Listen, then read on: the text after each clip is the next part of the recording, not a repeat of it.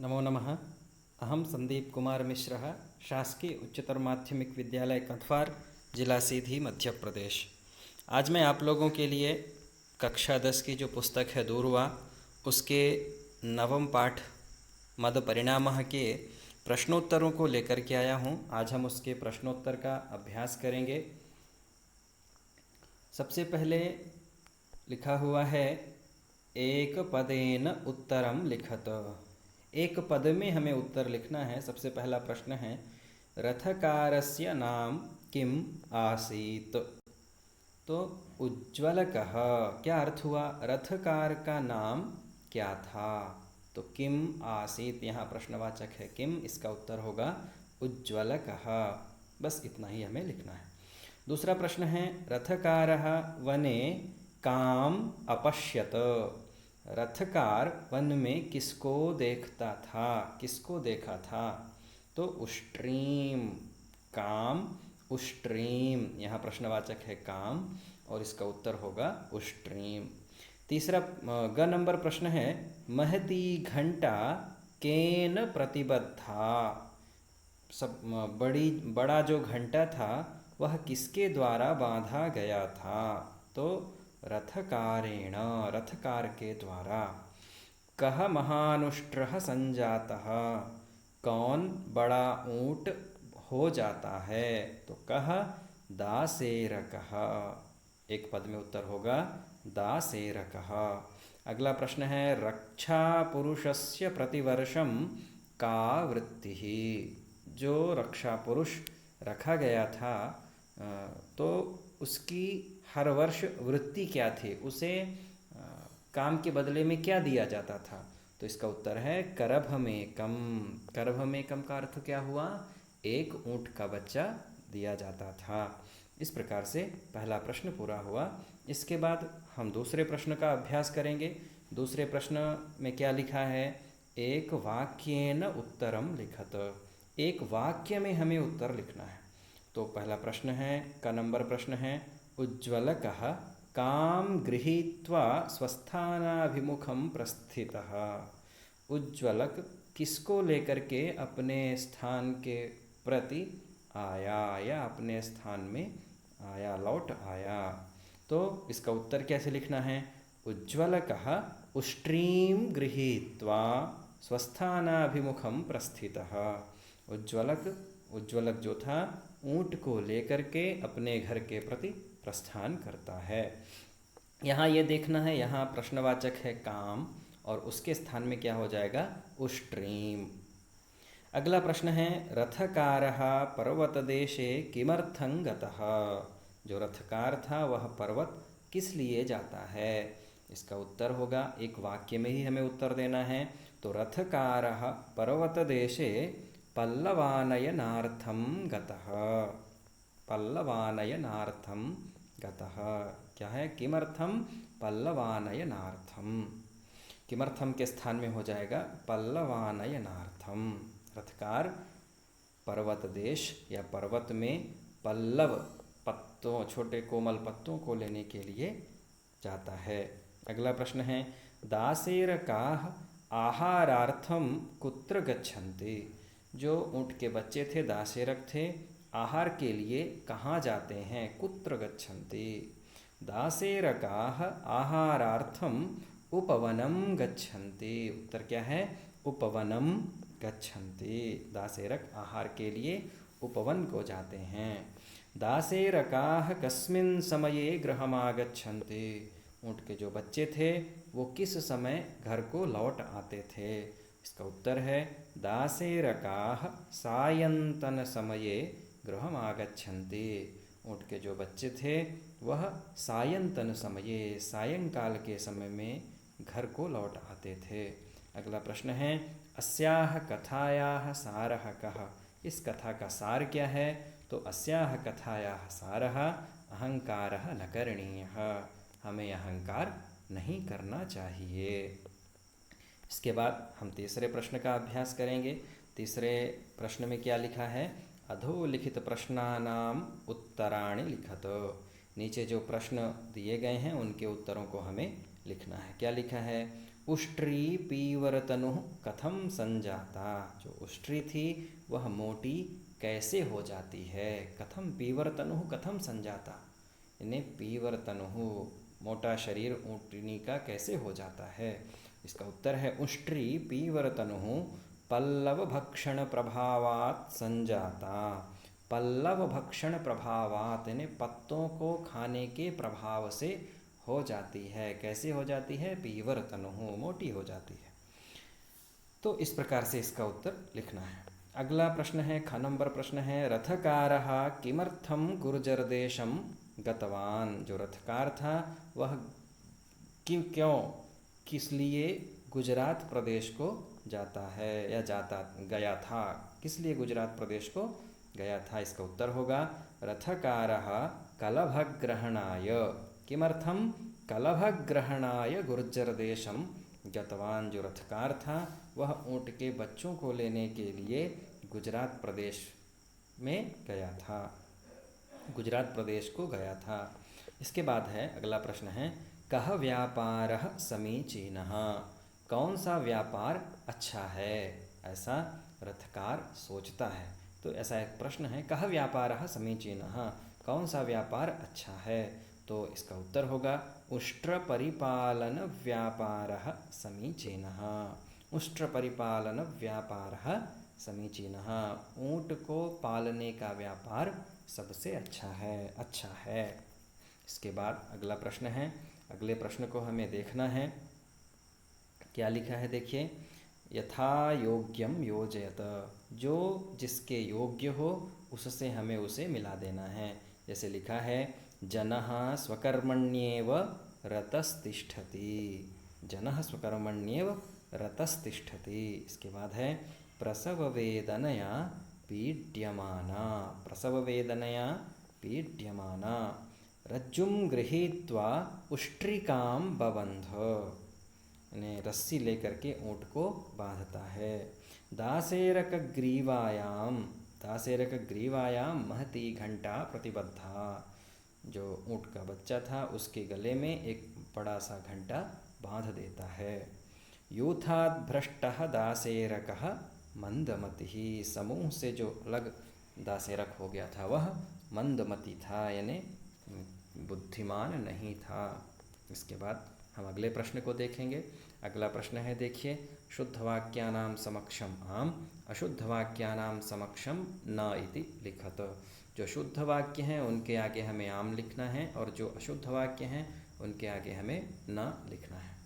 प्रश्न है, देखिए, पल्लव भक्षण प्रभावात् पीवरतनुरुष्ट्री संजाता। क्या अर्थ हुआ इसका। पत्तों को खाने के प्रभाव से ऊँटनी मोटी हो गई थी। आम। तो इसका उत्तर क्या होगा, आम। दूसरा है, उज्ज्वलकः सः नित्यमेव दुग्धं गृहीत्वा स्वकुटुंबं परिपालयति।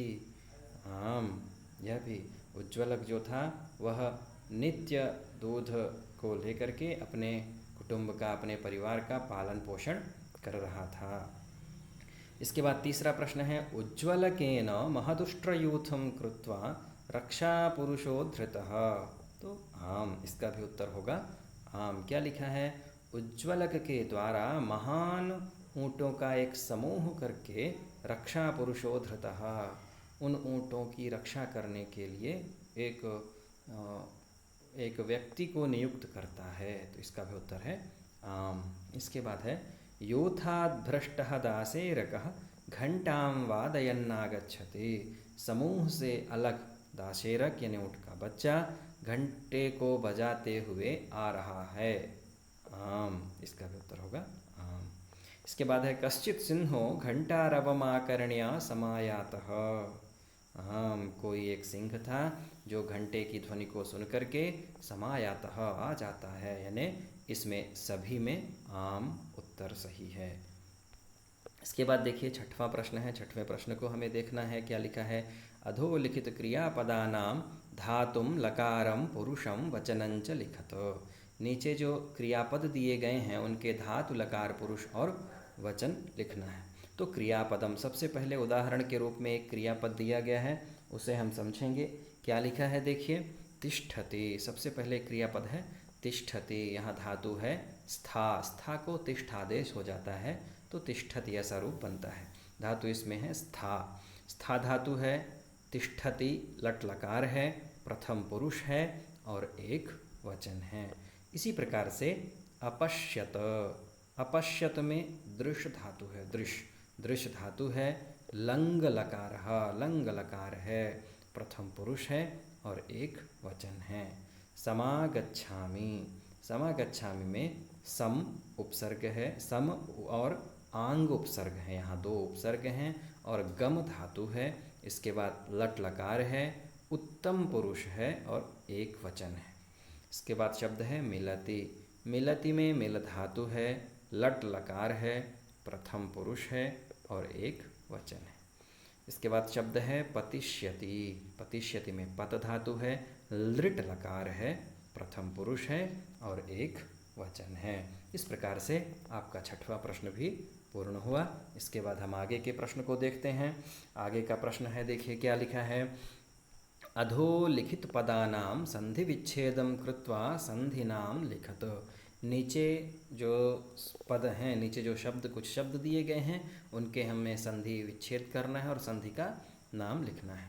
क्या लिखा है देखिए। सबसे पहले उदाहरण दिया है चातीव, इसका होगा च धन अतीव, चा में आ है और अतीव का आ है, आ और आ को मिला करके बड़ा आ हो गया, तो यहाँ संधि कौन सी है, दीर्घ स्वर संधि। इसके बाद एक शब्द है ततश्च, ततश्च, ततः धंच ततश्च, यहाँ विसर्ग संधि है और जब इसका हम एक और विच्छेद करते हैं, जैसे कि ततस्थंच, तो सा को तालव्य, दंत्य सकार को तालव्य शकार हो जाता है, ततश्च, तो च्युत्व व्यंजन संधि भी यहाँ हो सकती है या होती ही है। पहले यहाँ विसर्ग होती है, इसके बाद च्युत्व व्यंजन संधि होती है, तो यहाँ मैंने विसर्ग संधि किया है। जब यहाँ ततः च विच्छेद करेंगे तो विसर्ग संधि होगी। इसके बाद सोपि, सह धन अपि, यहाँ भी देखिए मैंने सह धन अपि किया तो यहाँ विसर्ग संधि होगी, और अगर हम सो धन अपि करते हैं तो यहाँ फिर पूर्व रूप संधि हो जाएगी। तो विच्छेद के ऊपर है कि हम कैसा विच्छेद करते हैं। इसके बाद लिखा है यथेच्छया, यथा धन इच्छया, यहाँ आ और ई इन दोनों को मिला करके इनके स्थान में ए हो जाता है, गुण हो जाता है, यहाँ गुण स्वर संधि है। इसके बाद है तन्नूनम, तन्नूनम, तत धन नूनम तन्नूनम, यहाँ व्यंजन संधि है। तो इसके बाद हम आगे के प्रश्न को पढ़ेंगे। आगे का प्रश्न है देखिए क्या लिखा है। समास विग्रहम कृत्वा समास नाम लिखतो, समास विग्रह करके हमें समास का नाम लिखना है।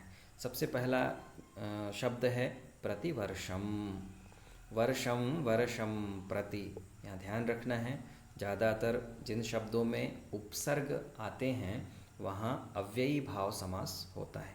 प्रति ये एक उपसर्ग है तो हमें ध्यान रखना है ऐसे स्थानों में अव्ययी भाव समास ज़्यादातर होता है। कुछ तत्पुरुष के भी उदाहरण मिलते हैं, उसकी हम चर्चा बाद में करेंगे। तो प्रतिवर्षम, वर्षम वर्षम प्रति अव्ययी भाव समासः। इसके बाद है दारिद्र्योपहतः, यानी दारिद्र्योपहतः, दरिद्रता से पीड़ित, दारिद्र्येण उपहतः, दारिद्र्येण में यहाँ तृतीया विभक्ति है, इसलिए यहाँ कौन सा समास हो गया, तृतीया तत्पुरुष समासः। इसके बाद प्रसव वेदनया, प्रसव की वेदना से, इसका जब हम अलग अलग करेंगे तो क्या हो जाएगा, प्रसवस्य वेदनया, प्रसव की वेदना से, प्रसवस्य यहाँ षष्ठी विभक्ति है इसलिए यहाँ पर षष्ठी तत्पुरुष समास हो जाता है। इसके बाद एक शब्द है पीवर तनुः, तो इसका अलग अलग क्या होगा, पीवरः तनुः यस्याः सा, यानी बहुव्रीहि समास यहाँ हो रहा है। बहुव्रीहि समास का समास की विशेषता है कि अन्य पदार्थ प्रधान बहुव्रीहि होता है, अन्य पद की प्रधानता होती है। इस शब्द को बोल देने से हमें अन्य पद का पता चलता है, जैसे कि पीवरः तनुः, मोटा शरीर है जिसका, यस्याः सा यानी मोटा शरीर जिसका है, वह कौन, उष्ट्री, इसलिए यहाँ बहुब्रीहि समास है। अगला शब्द है रथकारः। रथम करोति इति, रथम करोति इति रथकारः, रथ को बनाने वाला।